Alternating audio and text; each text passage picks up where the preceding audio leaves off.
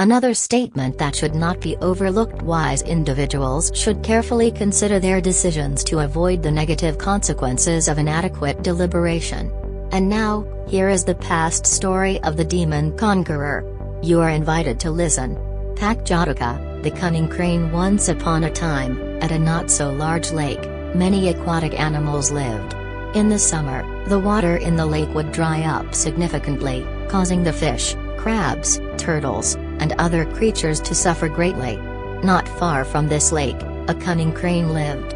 Seeing the abundance of fish, it devised a plan to eat them all. The crane stood by the lake, pretending to be sad and dejected. The fish saw the crane's behavior and asked, "What's wrong with you? Why do you look so sad?" The crane replied, "I pity you all. In the summer, the water here is very low, and the heat is intense. Nearby, there is a more abundant water source, a vast pond full of water and blooming lotuses.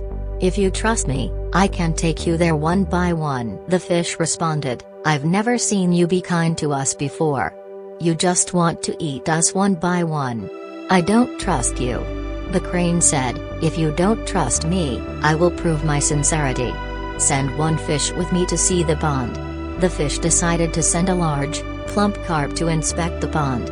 The crane took the fish to the pond, flew around it 3 times, and then brought the fish back to the lake.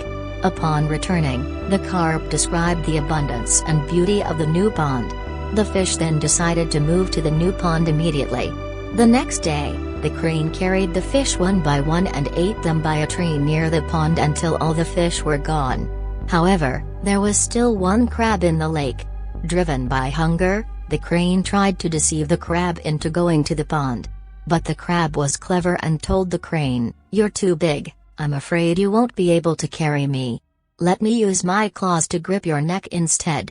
The crane agreed immediately. When they arrived at the spot where the crane intended to kill the fish, the crab saw the pile of fish bones under the tree and realized the crane's wickedness. The crab ordered the crane to take it back to the lake. The crane refused, so the crab squeezed the crane's neck with all its might and threatened to sever its neck if it didn't comply. The crane, now at a disadvantage, had to obey quickly.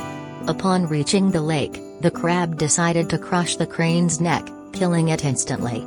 The moral of this Jataka tale is, he who gives suffering to others will receive suffering himself. The Buddhist proverb associated with this story teaches, those who harm the innocent and do not hurt anyone will receive one of 10 retaliations immediately. This Jataka tale has come to an end, and the saying that everyone should consider is wise individuals should carefully consider their decisions to avoid the negative consequences of inadequate deliberation. May everyone benefit from listening to this story.